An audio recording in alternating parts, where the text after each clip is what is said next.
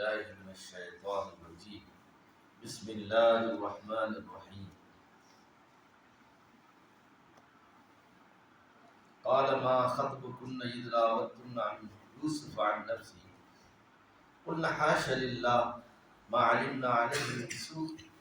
قالت امرأة العزيز الآن حس الحق أنا راودته عن نفسه وإنه لمن الصادقين ذلك ليعلم أني لم أخنه بالغيب وأن الله لا يهدي كيد الخائن.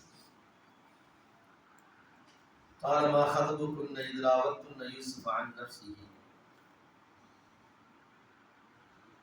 சிறை தோழர் யூசுஃபை பற்றி மன்னரிடம் சொன்ன பொழுது அதனை பற்றி விசாரிப்பதற்காக வேண்டி மன்னர் கேட்கின்றார். மா ஹதபகுன்ன இத் ராவத்துன்ன யூசுஃப அன் நஃப்ஸி.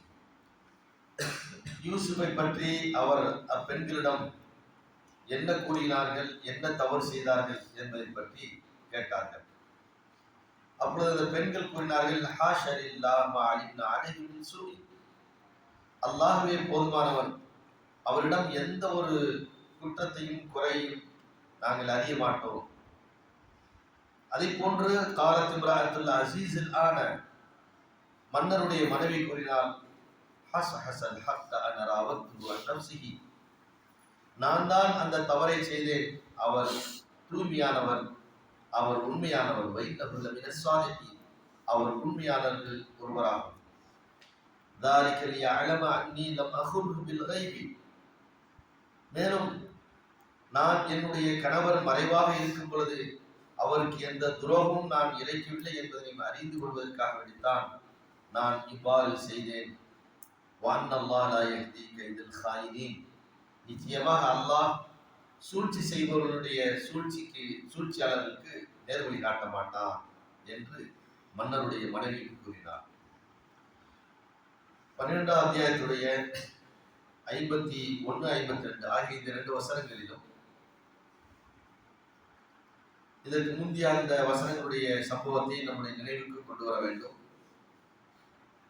யூசுப் அலைஹிஸ்ஸலாம் அவர்களை அழைத்து வர சொல்லி அந்த கனவுக்கு விளக்கம் சொன்னவரிடத்தில் சொல்லி அனுப்புகின்றார்கள். அப்பொழுது யூசுப் அலைஹிஸ்ஸலாம் சொல்லுகின்றார்கள், என் விஷயமாக பெண்கள் எல்லாம் தவறாக பேசினார்கள், அது சம்பந்தமாக நான் குற்றவாளியா இல்லையா என்பதை நீதிமன்றம் தீர்ப்பு கூறியதற்கு பின்புதான் நான் சிறையிலிருந்து வெளியே வருவேன் என்று மன்னருக்கு சொல்லி ஆரம்பித்தார். மன்னரிடத்தில் அவர் வந்து சொன்னார், இந்த மாதிரி அவரை பற்றி பெண்கள் என்ன பேசிக் கொள்கின்றார்கள் என்பதை விசாரிக்க வேண்டியிருக்கிறது. உடனே அந்த விசாரணைக்கு ஏற்பாடு செய்கின்றார்கள். நீதிமன்றத்திலே சபைகள் கூட்டப்படுகின்றது. அங்கே பெண்கள் வரவழைக்கப்படுகின்றார்கள். அந்த பெண்களிடத்திலே விசாரணை நடக்கின்றது. மா ஹதபகுன்ன இத் ராவத்துன்ன யூசுஃப அன் நஃப்ஸி. யூசுஃபை பற்றி நீங்கள் என்ன சொல்லுகின்றீர்கள்? யூசுஃப் ஒரு குற்றவாளியா இல்லையா, அவர் தவறு செய்திருக்கின்றாரா இல்லையா என்று கேட்கும் பொழுது குல்னா ஹாஷ லில்லாஹ், அவர் குற்றமற்றவர், அல்லாஹ் போதுமானவன், அல்லாஹ்வே போதுமானவன், அவர் குற்றமற்றவர். மா அலிம்னா அலைஹி மின் சூஇ. அவரிடம் எந்த ஒரு குற்றத்தை நாங்கள் பார்க்கவில்லை, அறியவில்லை. அவர் ஒரு குற்றவாளியே கிடையாது, ஒரு தூய்மையான மனிதர் என்று அங்கிருக்கின்ற எல்லா பெண்களும் சொல்லிவிடுகிறார். இப்படி அடுத்து மிக முக்கியமான கட்டம் என்னவென்றால், அதாவது அமைச்சருடைய மனைவி என்ன சொல்கின்றார் என்பதுதான். அப்பொழுதுதான் அவர் இதற்கு முந்தைய வசனங்கள் எல்லாம் நாம் பார்க்கும் பொழுது அந்த பெண்மணி யூசுப் அலைஹிஸ்ஸலாம் அவர்களை மிரட்டினார்கள். என்னுடைய தேவையை நீ நிறைவேற்றவில்லை என்றால், என்னுடைய நோக்கத்தை நீ நிறைவேற்றவில்லை என்றால் உன்னை நான் சிறையில் அடைப்பேன், இல்லை என்றால் உன்னை இழிவாக ஆக்கி விடுவேன் என்றெல்லாம் சொன்ன அந்த பெண் இப்பொழுது அந்த பெண் சொல்கின்றார், காலத்தில் அசீஸ் ஆன், அந்த மன்னருடைய அமைச்சருடைய மனைவி கூறினார், இப்பொழுது நான் சத்தியத்தை உடைத்து சொல்கின்றேன். நான் தான் அவரிடத்தில் தவறாக நடப்பதற்கு நாடினேன், அவர் தவறு செய்யவில்லை. அவர் உண்மையாளர் தான், நான் தான் என்ன செய்தேன், தவறு செய்வதற்குண்டான சதி வேலைகளை செய்தேன் என்று சொல்லிவிட்டு, இப்படி சதி செய்யக்கூடியவர்களுக்கு அல்லாஹ் நிச்சயமாக வெற்றி தரமாட்டான் என்றும் அந்த பெண்களை அங்கே அந்த சபையை சொல்கின்றார். அதற்கடுத்து நான் என் கணவரிடத்திலே ஒரு விஷயத்தை சொல்ல வேண்டியிருக்கின்றது. என்னவென்றால், நான் தவறு செய்தேனால் அந்த வாசலில் நிற்கும் பொழுது அந்த அமைச்சர் வருகின்றார், கணவர் வருகின்றார், இவர் பார்க்கின்றார். அந்த நேரத்திலே அதற்கு முன்பு ஏதாவது தவறு நடந்திருக்கலாம் அல்லவா, அந்த எண்ணம் என்னுடைய கணவருக்கு ஏற்பட்டிருக்கலாம். அப்ப அதையும் நான் நீக்க வேண்டியிருக்கின்றது என்று சொல்லி அந்த பெண்மணி சொன்னார்கள்,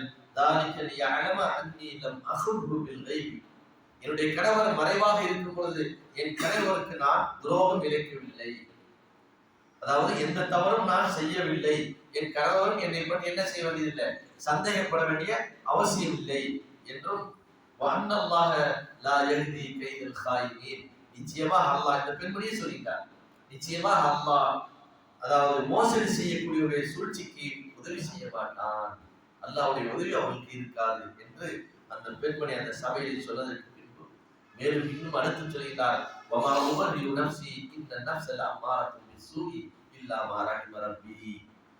எந்த ஒரு ஆத்மாவும் தூய்மையானது என்று நான் சொல்ல மாட்டேன். பெண்மணி சொல்கிறார், நான் என் மனதிலே சில நெருடர்கள் இருந்தது, அதை நான் ஒப்புக்கொள்கின்றேன். என் ஆத்மா மிக தூய்மையானது என்று நான் பரிசுத்தமானவன் என்று சொல்ல மாட்டேன். ஏனென்றால் இந்த நஃப்ஸ் அம்மாரத்தும் பிஸ்ஸூஇ, நிச்சயமாக மனம் என்பது, ஆத்மா என்பது அது தீமையை ஏவக்கூடியதாக இருக்கின்றது. இல்லாமா ரஹிம ரப்பி, என் இறைவன் யாருக்கு அருள் புரிந்தானோ அந்த மனிதனை தவிர. இந்த ரப்பி கஃபூருர் ரஹீம், நிச்சயமாக என் இறைவன் பாவத்தை மன்னிக்கக்கூடியவனாம், கிருபை உள்ளவனாக இருக்கின்றார் என்று அந்த சபையை அந்த பெண் சொன்னதற்கு பின்பு அங்குள்ள அனைவருக்கும் தெளிவாக இருக்கின்றது, யூசுப் என்பவர் குற்றமற்றவர், குற்றமில்லாமல் சிறைச்சாலையில் அவர் தள்ளப்பட்டிருக்கின்றார் என்ற செய்திகளை அறிந்ததற்கு பின்பு அடுத்து மன்னர் என்ன செய்கிறார், அடுத்த நடவடிக்கையை மேற்கொள்கிறார். அதுக்கு அடுத்த வசனங்கள் அல்லாஹ் குறிப்பிடுகின்றார். இன்ஷா அல்லாஹ் பார்ப்போம்.